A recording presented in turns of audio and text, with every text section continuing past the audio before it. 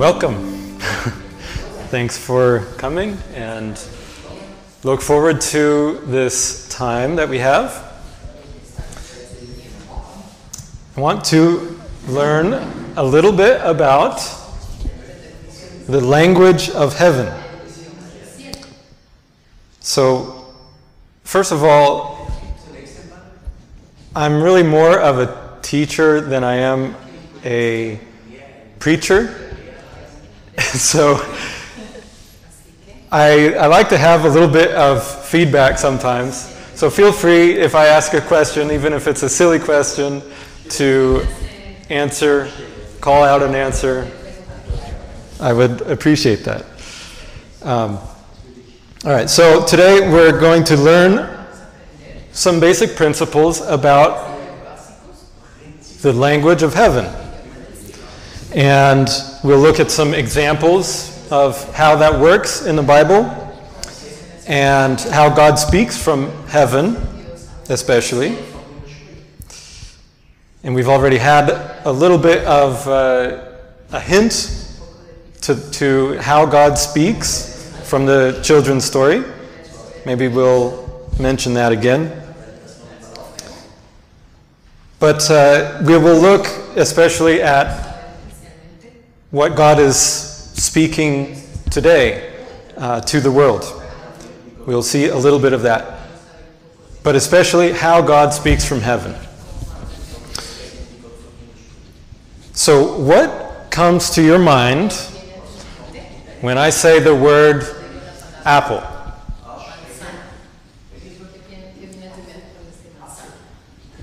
What comes to your mind?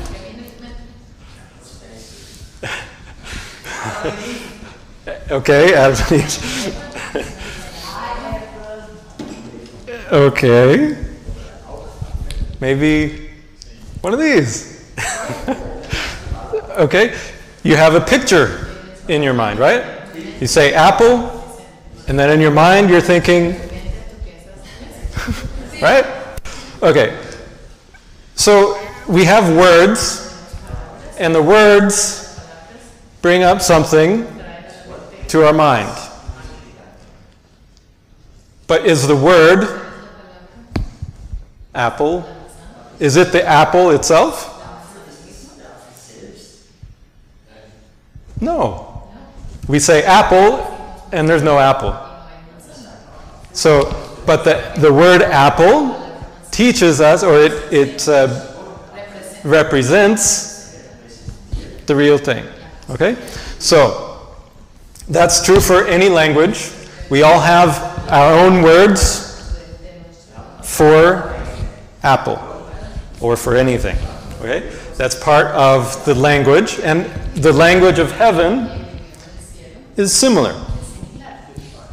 There are words, and there are sentences, and it's based on our experiences. Just like, for me, I grew up calling this an apple in English. You call it a manzana. Some others call it an apfel. Okay? But they all point to the same thing. They all bring to mind the same thing. All right.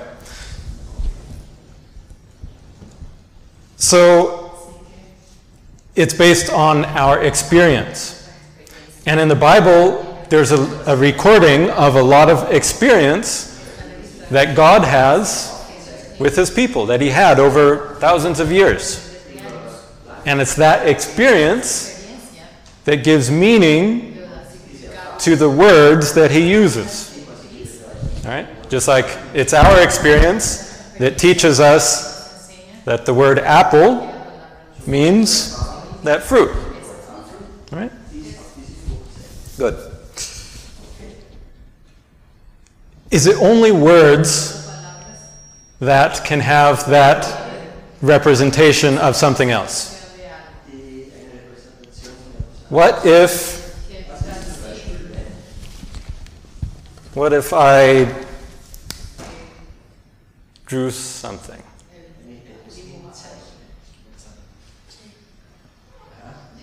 Yeah? Yeah? There's no words, right? But it still brings to mind the same thing. All right. Or smelling, if you smell something. Sure. Many different things. Just the lines point to it brings that to mind. So, we would call this a symbol. Okay? But effectively, it's the same thing as a word. You could even you use emojis on your cell phone. You can just put the picture in there and it replaces the word. It's the same thing. And this is a lot about how the language of heaven works. It works on symbols. These are the words. It's not as much in the words that we use, but they're in symbols that we see with our eyes. Okay. So, for example, the Bible talks about sheep.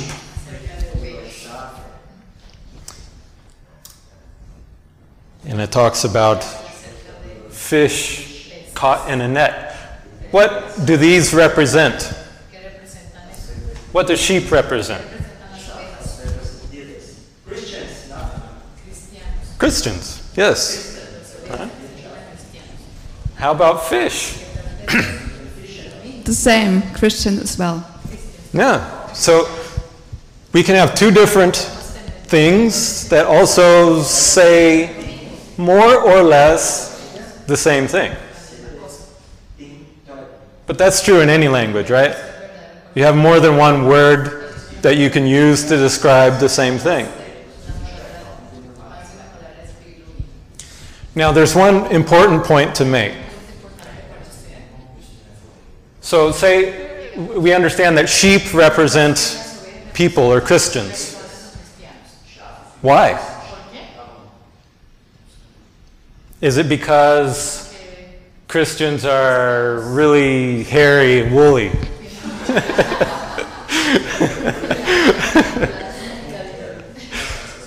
No, but there's something about sheep. Who do Christians look up to? Who is their example? Christ, right? That's why they're called Christians, because they look to Christ, right? And what do sheep do? They're known for following, right? And so Christians follow Jesus, we follow Christ, and sheep follow the shepherd. So it's important to understand that there's always something that connects, something about the behavior of the animal. What about the fish? What relates to Christians there? About fishermen.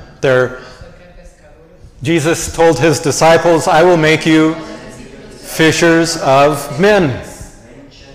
Right? So what do you do as a fisherman? You catch fish, right? So that's talking about especially the aspect that Christians have of reaching out to others. Right? So these are all things that are captured in there, but it's very important to understand that when we're speaking in the language of pictures, it's never the case that everything about it is important for what we're trying to describe. There's other characteristics, but there's usually one thing or a few things that are important, and the rest is less important or not important. All right.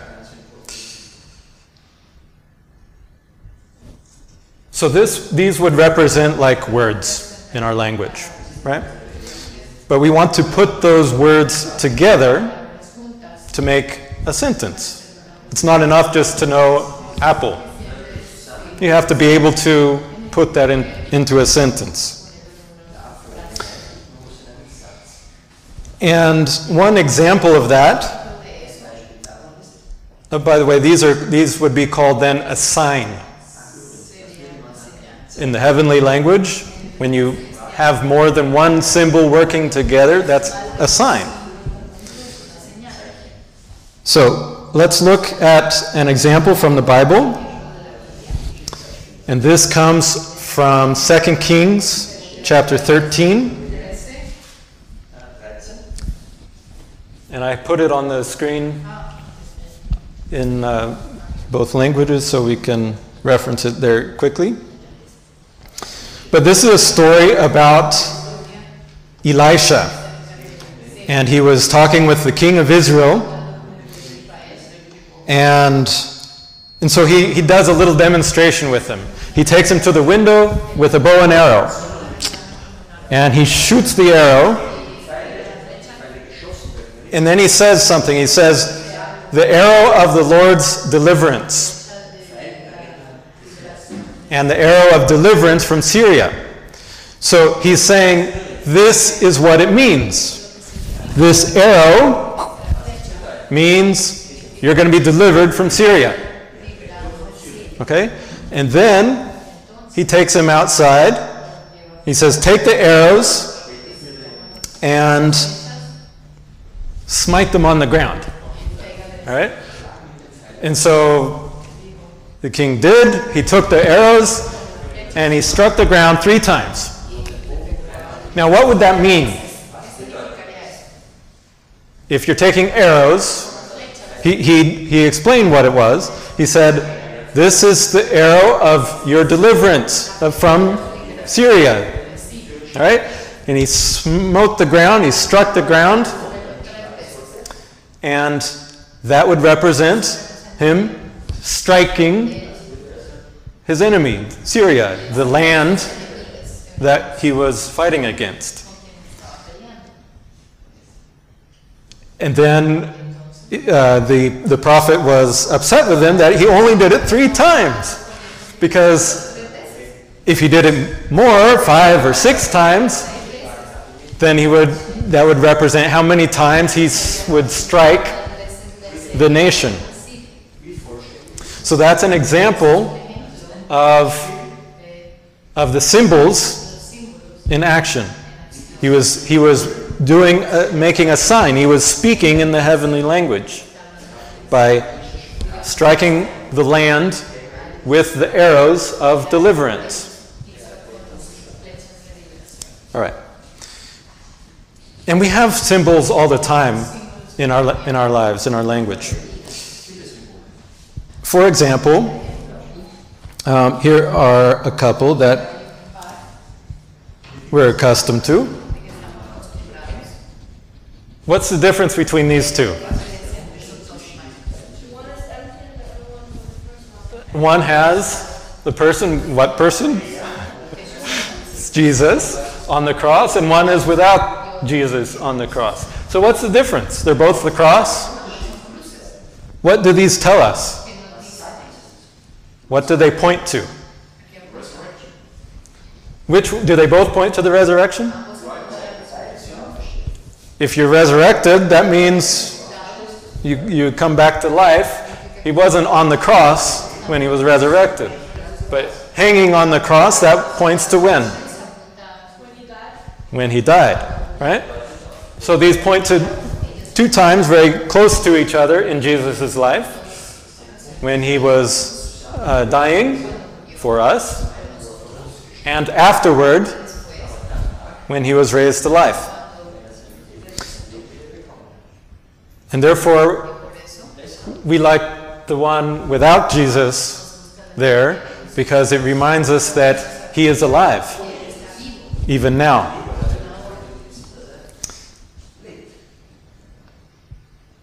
Whereas the other one celebrates his death, and that was very saddening for the disciples and also for us. But the joy of the cross is in the empty cross.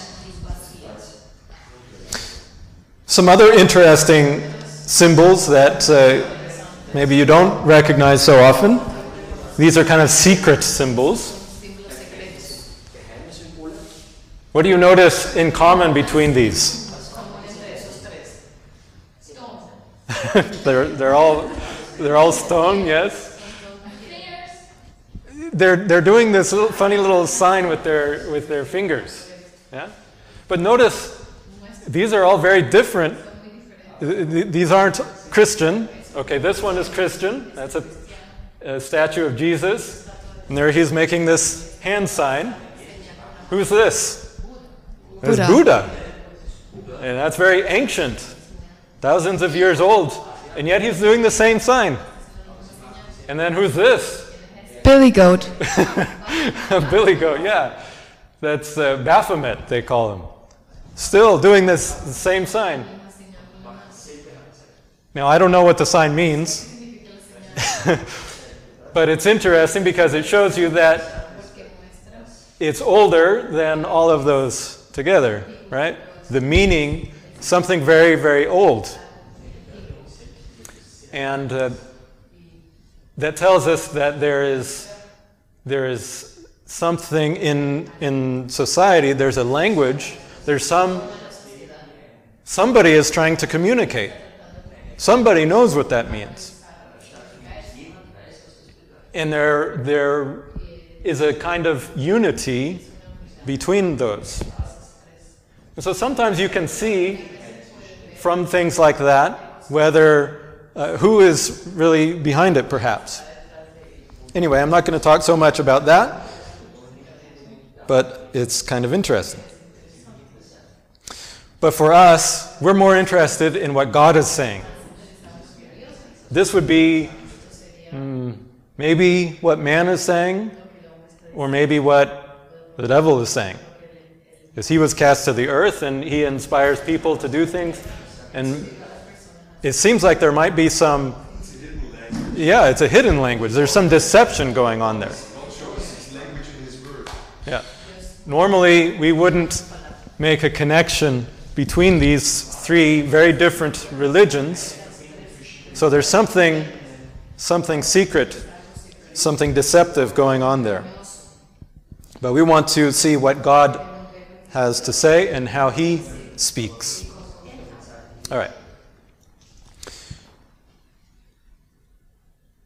So we can learn from nature, because God is the creator.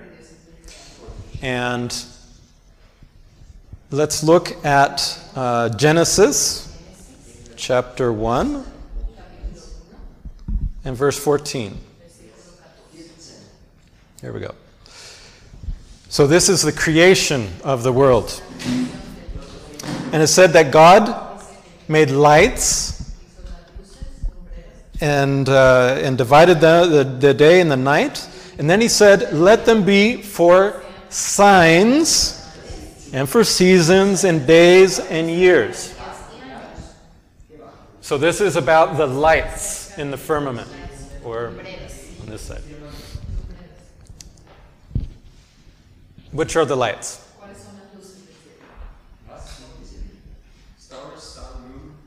Exactly. We have the sun that gives us light. We have the moon at night most of the time. And we have the stars. Okay? And those are for various things. For signs, that means they're for God speaking. He speaks with the stars, with the sun, with the moon. And they're also for what are these other things? Seasons, days, years. Those are measurements of what? Time. They're measurements of time. All right.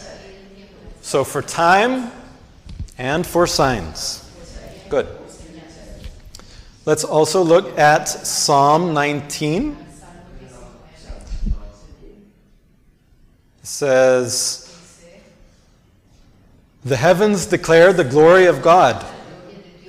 The heavens. That means the sky, the stars.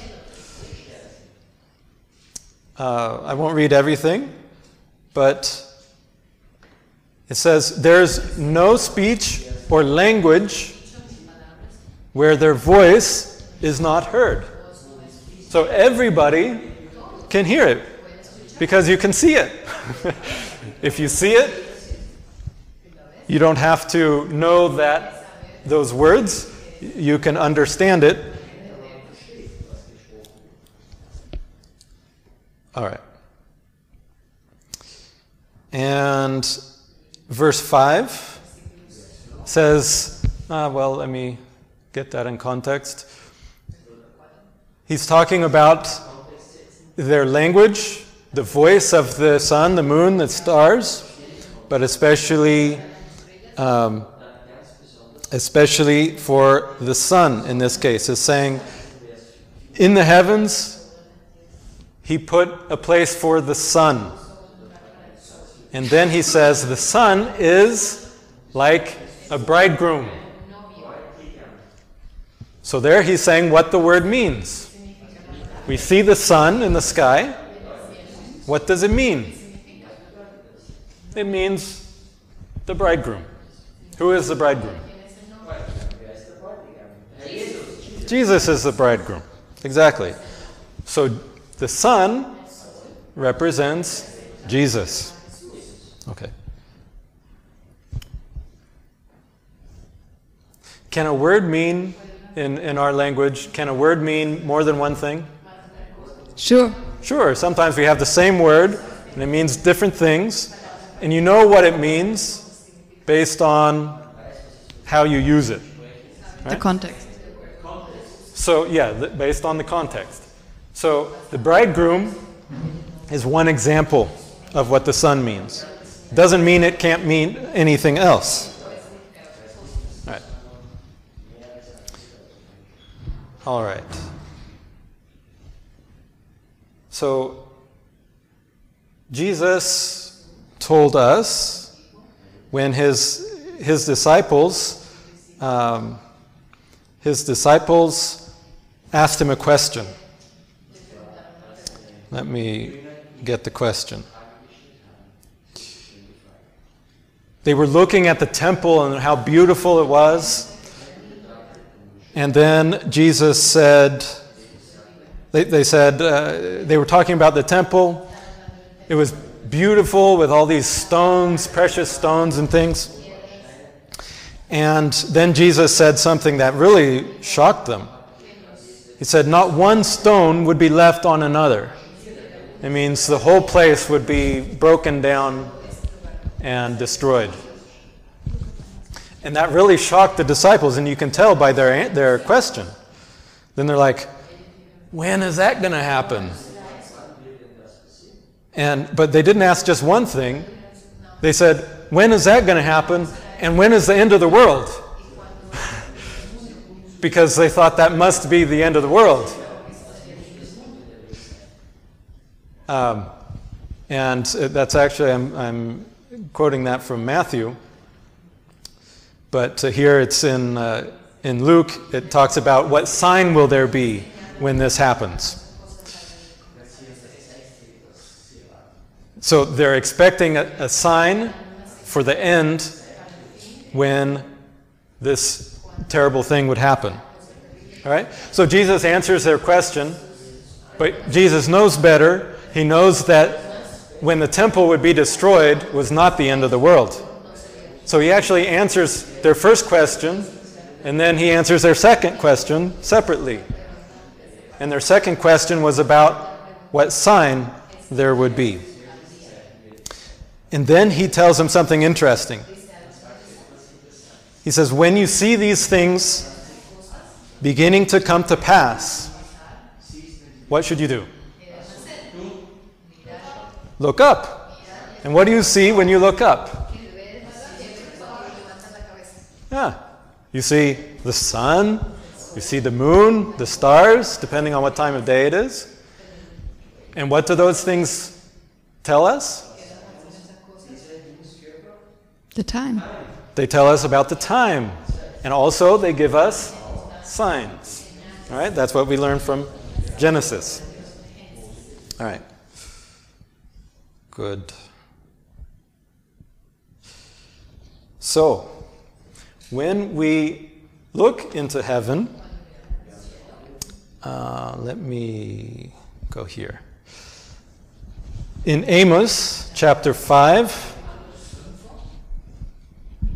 he's giving a prophecy and he says, "Seek him," that is God, "who makes the seven stars," or he made the seven stars and Orion, and turns the shadow of death. And he says some other things there, but I just want to focus on that first part. He makes the seven stars and Orion. What is Orion? Is it a star? Yes? No, Orion is several stars. Okay. Right? What do we call that? It's a constellation. So here he's saying, seek or look after God who makes the stars and the constellations. Okay? So in fact the word is that is used there also means constellations. So in the heavens, there's lots and lots of different stars, and they're grouped into constellations. And those have meaning. They're like more words. And so, and Orion is just one constellation, but there are many others. But how do you know what God is saying with those? Right? We need some way to point to them, right? Because they're there all the time. So it's like you have a book full of words, but when you read it, you read line by line, right? So you need something to point to a specific place. So what moves in the heavens that would serve to point? The stars, they stay put. They're the same every night. Planets, okay, planets, every night you look out, they moved a little bit. Also the sun. The sun is like a big bright star, right? But we can also, especially with the computers today, but they even in ancient times, they knew about where it was in the sky. And so that's a big, because it's bright, it's a big bright pointer that says, look here. And that's kind of like where you're reading in God's book. All right. Now here's an interesting thing. In the Bible,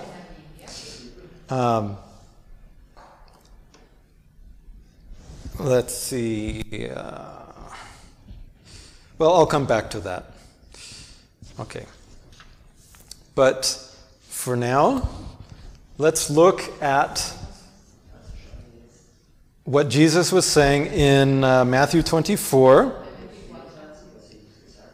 This is the same story that I was just talking about before, where the disciples were asking him about the buildings of the temple.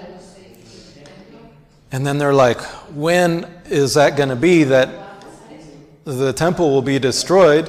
What's the sign of thy coming and the end of the world?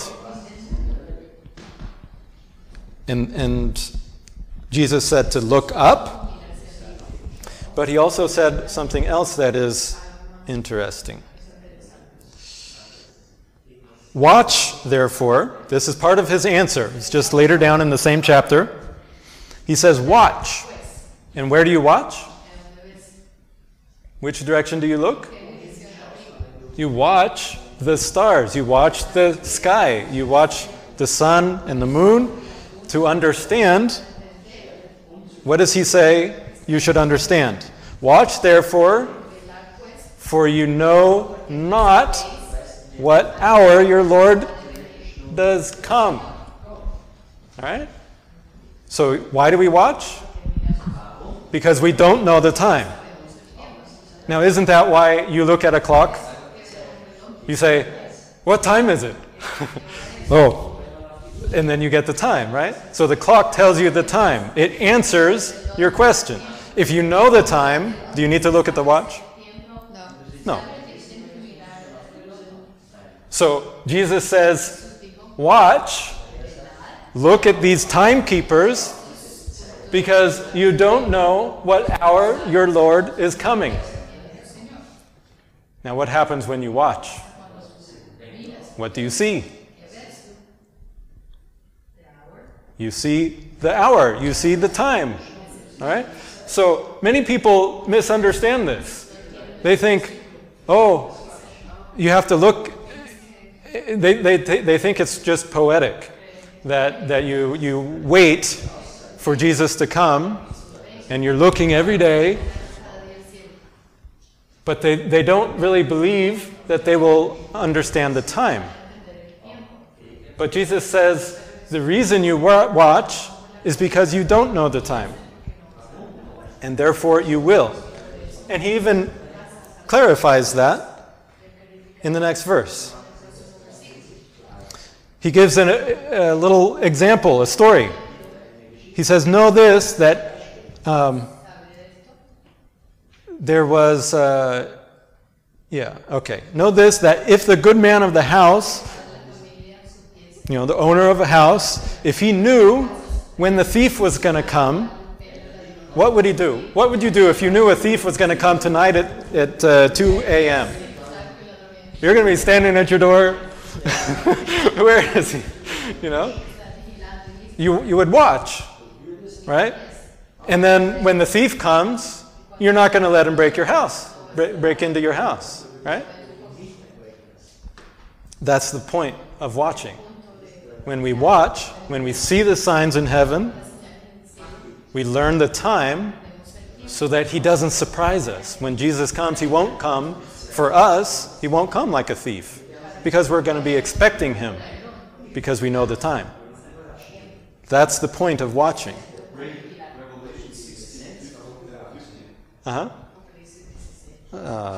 Okay. Yes, he says, if I can, I don't want to lose my place to find it on the screen, but that's when he says, blessed. He gives a blessing, and then he says, I come quickly.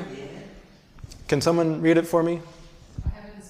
Read it in Spanish. He aquí yo vengo como ladrón, bienaventurado el que vela y guarda sus ropas, para que no ande desnudo y vean su vergüenza. Yeah. So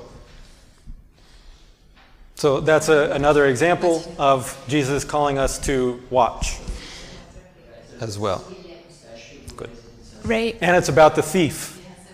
Jesus relates it again to the thief and says, if you're watching, he won't come as a thief. You will expect him. could you show us verse 44? Sure. Therefore be ye also ready, for in such an hour as ye think not, the Son of Man comes. So again, it's the same principle. He's comparing watch. He says, watch because you don't know the hour. And then here he says, be ready for the same reason, because you don't know. You're not going to expect that. So it's important to watch the whole time. And Sure. it's not, okay, one time you've seen on the watch, okay, now I know the time, and then it's just, I can just don't look it up again. Right. But remember the disciples' question. In the beginning, if we look back at their question, they asked him, when shall these things be?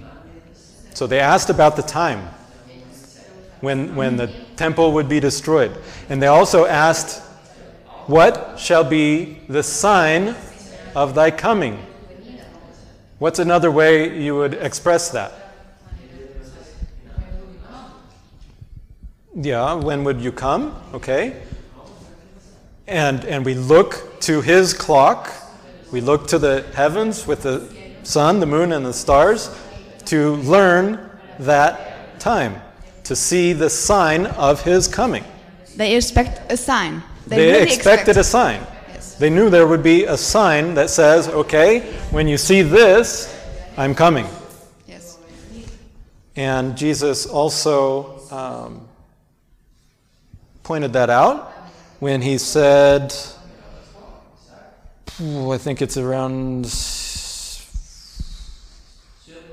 30, yes, thank you.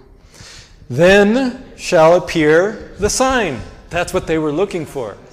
They were looking for the sign.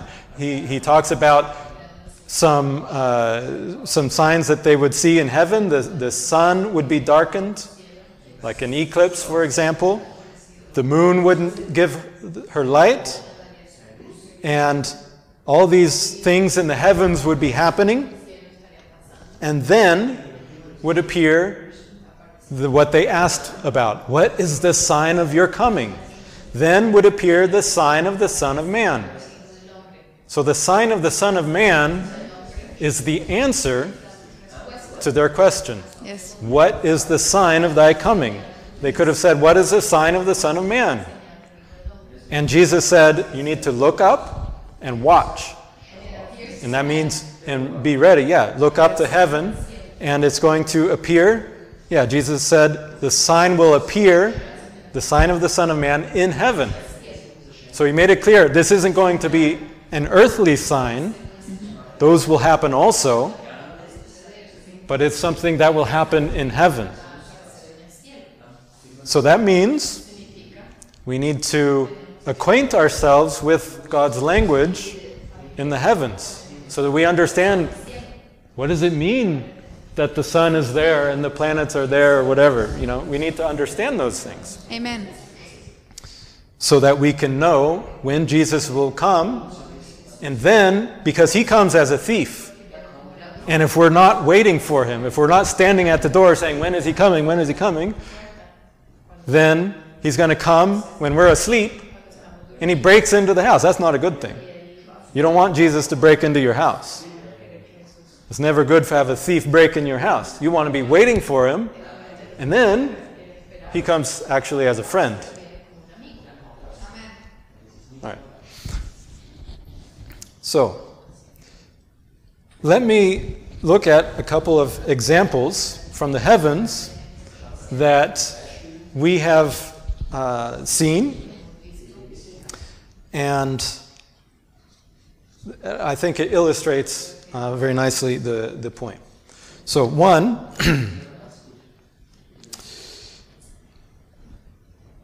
here is one place in the heavens. What are we seeing there? What are we seeing there? Let me explain it. Okay. So this line is the path of the sun. Every day the sun moves a little bit further along in the sky. And it goes like that. In this picture, there it is. All right, so this would be in the broad daylight. If you actually physically looked out there, you wouldn't see anything. It would just be the bright sky. But because we have the computer with the star program that shows us the stars, then we can see exactly where the sun is. Right? And then these are constellations. Right? You can see we've just connected the lines. These are very ancient. These have been known from old times. Oh, this is Virgo. This is Leo. There's 12 of them around the whole sky. All right. So this is what the sky looked like at a particular date. All right? This was several years ago in 2017, and it was really popular. Many people saw this, and the reason they saw that is because of what the Bible says. There appeared a great wonder in heaven, a woman clothed with the sun. So, there was the constellation of Virgo, who is a woman, and she's clothed with the sun. So the sun was in Virgo. And the moon was under her feet. So this is describing a particular point in time. When the sun was in Virgo, the moon is at her feet, and on her head was a crown of 12 stars. So let's look at that picture again. Here's the sun, okay, in Virgo. It's like her clothing. Remember, if you were actually to look at this, she's so clothed you don't see anything because the sun is very bright and it hides everything. But there's the moon at her feet. Okay? Now there's some other things here. Jupiter there that has other meaning, but for the sign, the sun is like her clothing, the moon at her feet. And what about the crown of 12 stars? Here are the stars of Leo. 1, 2, 3, 4, 5, 6, 7, 8, 9. So normally, the sun comes to Virgo every year, and the moon every month. So at least one or two times every year, at least once every year, you're going to have the sun in Virgo and the moon at her feet. Every year. Nothing special. But normally there's only 9 stars in Leo. But at this time, there's Venus, Mars, and Mercury. 3 planets. Those ones move. And so when you would look at this, then you say, okay, 9 stars in their place, but then 3 have come into their place, and 9 plus 3 is what? 12. 12. So there is the crown, and of course the crown is on the head. All right? So there's the crown of 12 stars. And this fulfills that verse in the Bible.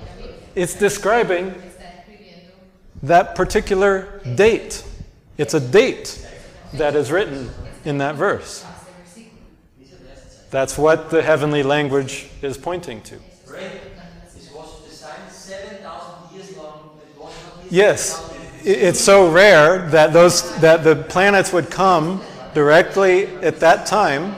It's so rare it wouldn't happen in thousands of years. And of course you can check that also. So, many people saw that. It was a big thing in Christianity. And everybody was so excited. They were like, oh, what could that mean? It must mean the rapture. And so everybody was expecting the rapture. Except us. And why not us? Because we had a clock. We had the Orion clock. And in the Orion clock, here's the Orion clock. All right? It was our trumpet cycle. These are trumpets. I just drew them that way. But this is the constellation of Orion. You can see the 3 stars in the middle, and then the 4 stars on the outside. And I won't go into detail about how we came to that, but every star, and this one is along the line of the belt, every star corresponded to a date, and that was part of the trumpets of Revelation. Because there's a series of 7 trumpets in Revelation. And so we understood when they would be sounding. And this was September 23rd, this sign. All right? And we knew that that was in the time of the 4th trumpet. All right? September 14th. So it was a little bit after the beginning of the 4th trumpet time. All right? So we knew there was still more time to come. It wasn't going to be the rapture. Now, that's nice, but one thing that's important is we need to have not just a random idea. See, that's the problem with most of Christianity. They saw the sign, and they said, wow, that never happened before, it must be the rapture. But there was nothing in the Bible to directly say that should be the rapture. We understood that it was in the fourth trumpet time. Now look what happens when you compare what we see here, where the sign is described with the sun, the moon, and the stars, and then we look at the fourth trumpet. What does the Bible say about the fourth trumpet? Here in Revelation chapter 8, verse 12, the fourth angel sounded his trumpet, and the third part of what? The sun. And the third part of the moon. And the third part of the stars. So in this trumpet, it's talking about the sun, the moon, the stars. Just like it was with the woman. So it's a relationship. It shows, hey, there's something similar between this trumpet time frame and this woman sign that's in that same time frame. That's a relationship that we can see because we had the clock, the Orion clock. But there's a little bit more. In the next verse, still of the trumpet, he says, I heard an angel flying through the midst of heaven and saying with a loud voice, whoa, whoa, whoa. And what this woman, by the way, in the previous picture, in the Bible, it describes her as being pregnant. And she's about to give birth. And what does a woman do when she's going to give birth? Exactly. There are woes, there's pain, birth pains. Okay? So you can see how this time frame of the fourth trumpet, the description of it in the Bible is very similar or compatible with this sign that everybody saw. So the two need to be put together. The Christian world saw the sign of the woman, but they didn't have the clock. Only we had the clock to go with the sign. And unfortunately, many people dismissed the sign. They said, it wasn't the rapture. It was just imagination. But it wasn't. It was really, truly the sign. But it needed to be understood in terms of the clock. Only those who are watching, who would know the time, could understand that.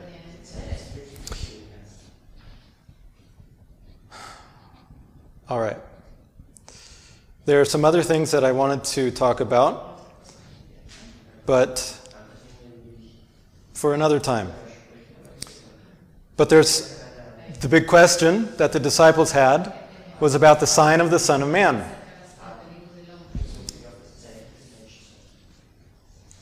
And because we have been watching, we've been looking at the stars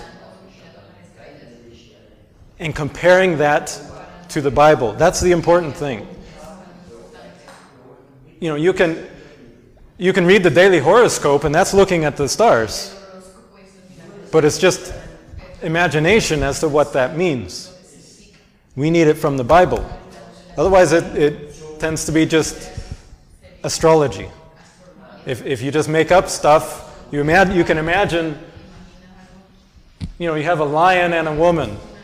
You can imagine a story behind that, but it's silly.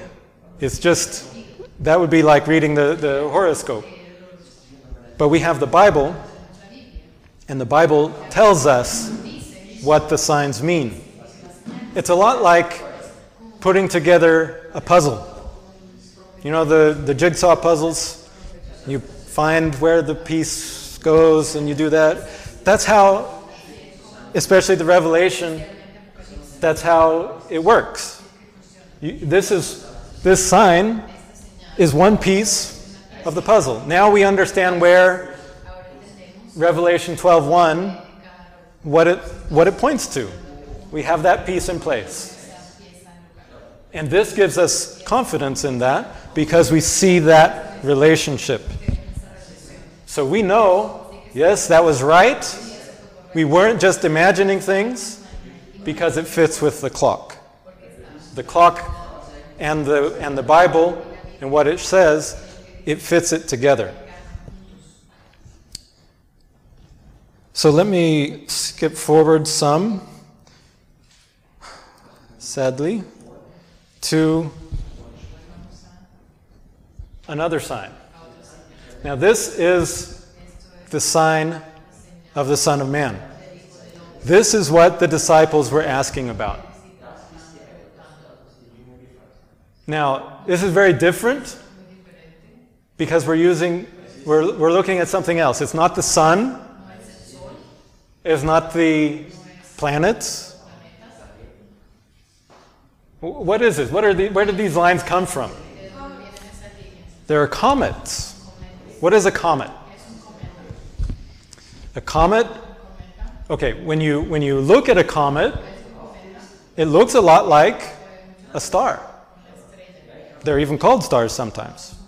They're a little bit fuzzy. They have a cloud around them. And remember, Jesus said he would be coming in the clouds.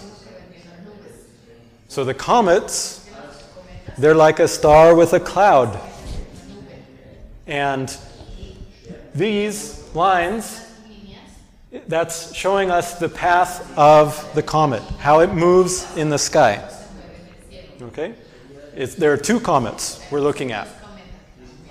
One comes from the clock, and it goes this way, and then comes down to the head of Orion. What's the name of this clock? You just said The clock. horologium, it's called, or in Spanish, it's just the reloj. The other comet comes the opposite direction from the river and travels to the clock. Now you remember the Orion constellation. This is the clock that told us when the woman sign fits, right? So this is a clock also.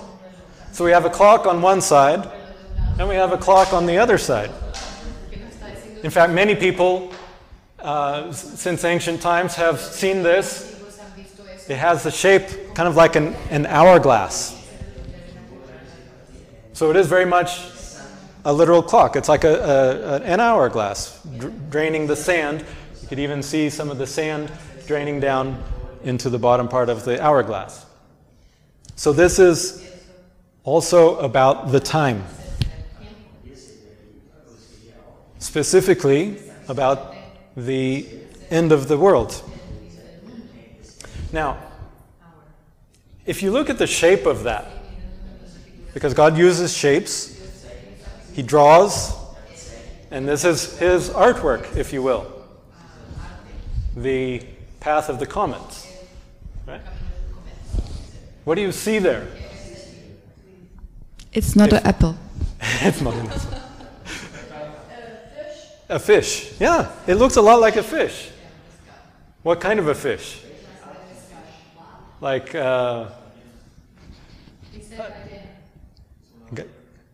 which is a whale. Yeah, it looks a lot like a whale. It's got that big body, and then you can imagine the fin kind of being there. Yeah.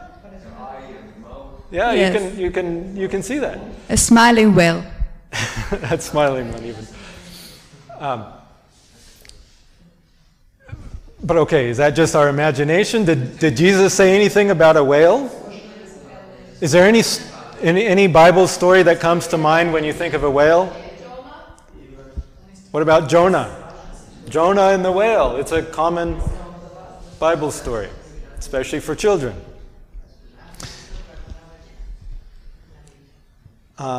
Did Jesus say anything about that in relation to the sign of the Son of Man? Yes, thank you. For as Jonah was 3 days and 3 nights in the whale's belly, so shall the Son of Man be 3 days and 3 nights in the heart of the earth. All right, so this was talking about the sign that Jesus would experience at the cross, but it has a greater significance also because it points. He says, he prefaces it saying, "An evil and adulterous generation seeks after a sign, but there shall no sign be given to it but the sign of the prophet Jonah." All right? So he's saying, Jonah and the whale, that was a sign. And he connects that. He says, "An evil and adulterous generation." Does that explain our generation? I think so. Yes. I would say this is an evil and adulterous generation. We live in a time that accurately describes us. Amen. Not us, hopefully, but this generation. And he connects that with the sign of the prophet Jonah. All right.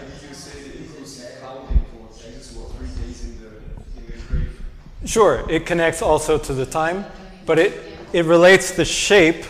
It relates this whale to the sign of Jesus' coming, of the end of the world. Because it's that last generation that has this sign. All right. So that tells us that it's not just our imagination, that God drew this like a whale. Okay, there's a lot more to that. But I don't have time for everything. But I just want to point out one key aspect, and that is in Revelation, Jesus identifies himself. Chapter 1 and verse 8. If Jesus wanted to say, "This is my sign," how would he do that? Normally, in ancient times, when they wanted to say, "This is mine," they had a little ring called a signet ring. And they would have some symbol or their initials or something on that ring. And they would press that into wax and they would seal whatever it was that they wanted to claim as their own. So it was kind of like a little signature on whatever they put that on. And Jesus says here, "I am Alpha and Omega." All right? We don't need to read the whole thing. But he says, "I am Alpha and Omega." What is Alpha and Omega? They're letters in the alphabet. This was written in Greek. That was the language that was common in Jesus' day. So what did those letters look like? And if we actually look at the Greek manuscript, this is what Greek looks like, right? Very different, right? But this is what the Bible, the New Testament, was translated from. This was the original Greek, and it was translated into English, into German, into Spanish, into many different languages. All right. So looking at verse 8, right at the beginning, it said, "I am Alpha and Omega." This says ego, that's I. Eimi, that's am. And then to is the. Alpha. Okay, is the, or and the Omega. Alpha and Omega. You see that? So it's just the letter. And they wrote out the word because we don't have alpha as a letter. but it's just the letter in the original Greek. Right? Kind of like a W, and it looks a lot like an A, lowercase. All right? So, if Jesus wanted to tell us that this sign belonged to him, how would he do it? We should expect to see his signature in there. And that's exactly what we see. There's the alpha. All right? You see the shape of that? And there's the omega. Has both of them. All right?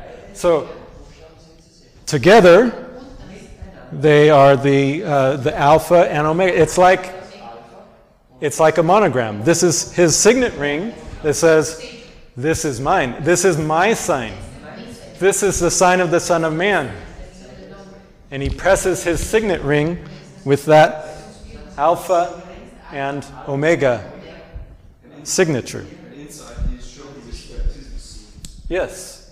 There are many different symbols inside also and around. It says many different things. Many different things. But I just want to point out that he signs it with his own initials. All right. Lastly, what are initials? If you were to use initials to sign something, what initials would you use? Just any random initials? You use... No, my first name and exactly. It comes my from your name. It's about who you are. So my initials would be R.D. That's my first name and my last name. So the first letter of each. So that means that in the language of heaven, Jesus' name, his first name should start with an A or an alpha, and his last name should start with an omega. How can we understand that in the heavenly symbolism? All right.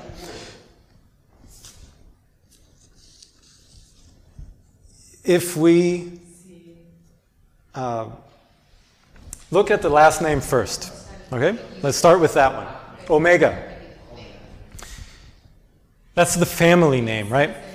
So if you look in the heavens, we have many different constellations, right? They're like little families of stars. So what families of stars start with Omega? If we were to write the names of the constellations in Greek, which ones would start with Omega? There are 88 different constellations in the whole sky. Northern hemisphere, southern hemisphere, 88. It's a lot. Only 2 start with Omega. Only 2. Interesting. What's more interesting, these are the 2. The very 2 that are clocks. These are the only clocks in heaven. The only ones. 88 constellations. There's 1 hourglass, and there's 1 clock. Orion, when you write it in Greek, this is the Omega. This is a capital because it's a first name. It's a pronoun, and they started with a capital letter like we do in English and Spanish. But that's the Omega. Okay? Orion. You see the O sound, Orion, it's also an Omega. And horologium is orologion in Greek. The only 2. And there they are in the sign of the Son of Man.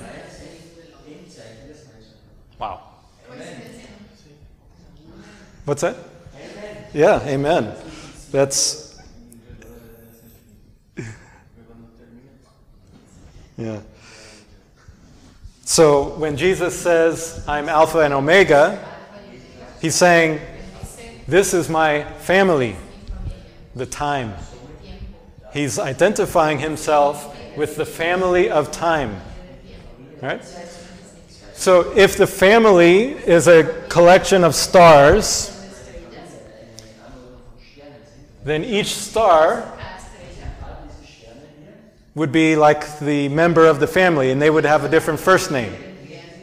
Right?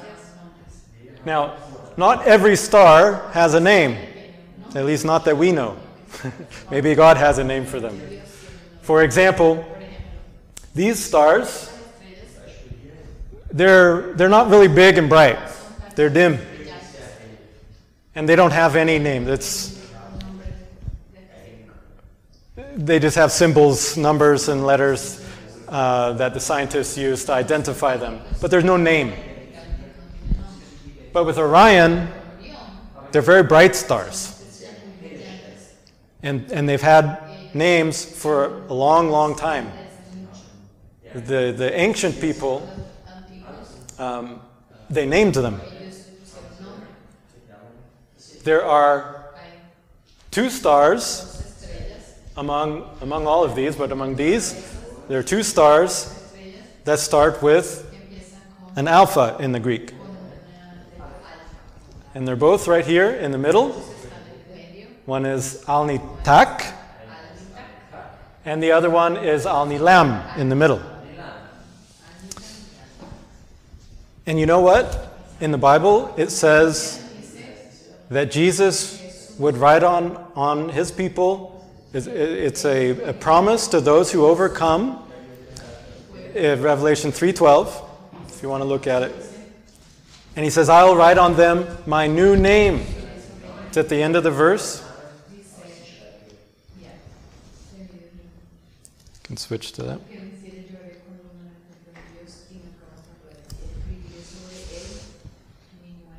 He writes several things, and the last, he says, I will write upon him my new name.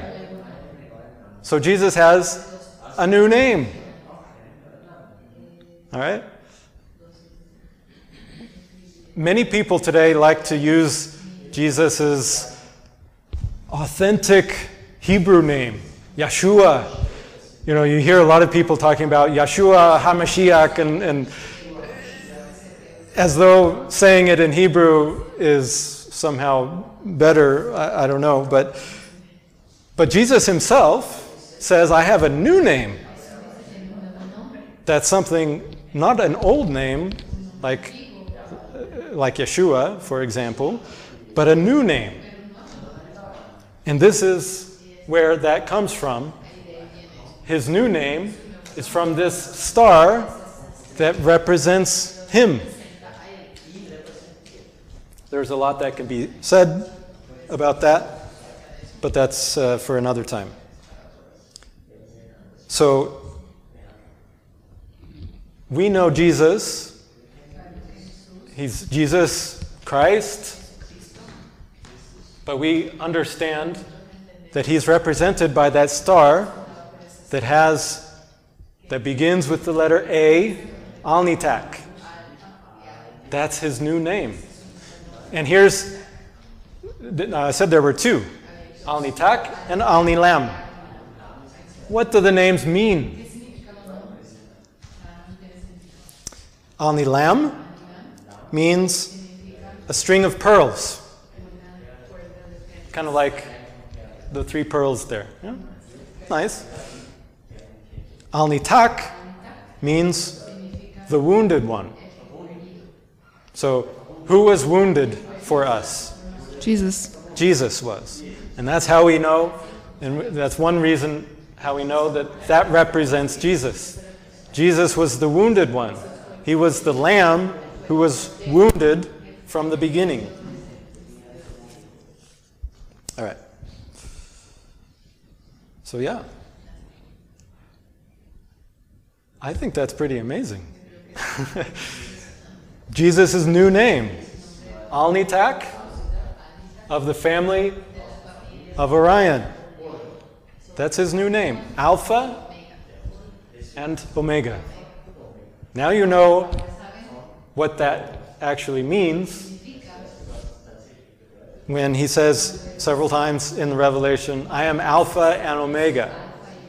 He's saying, I am Alnitak of Orion. He's pointing directly to the heavens. He's pointing to a clock. He wants us to know the time. And so that is our study, is to understand the time, to understand the sign of the Son of Man, so that we can know when Jesus will come. Because that's what he said, so that he won't come as a thief. We're watching for him. And by watching, we learn the time. And learning, of course, is a process. It doesn't happen all at once. He doesn't tell us like that. But we learn. And sometimes in that process of learning, we say, no, that's not him yet, but okay. We still watch. And we look. We understand the clock until we know and we see him really coming. All right. So I hope that you've learned a little bit about the language of heaven today. Good. And that's it. All right. So let's close with a little prayer, and then we'll go. All right. Let's stand for prayer.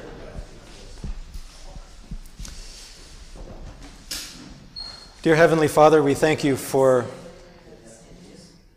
directing our attention to the heavens, where you have written from creation about the time.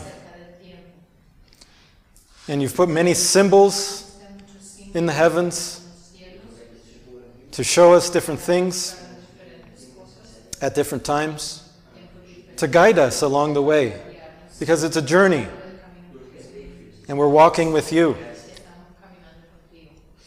And ultimately, at the end of our journey, we will continue to walk with you, but directly, to see you face to face.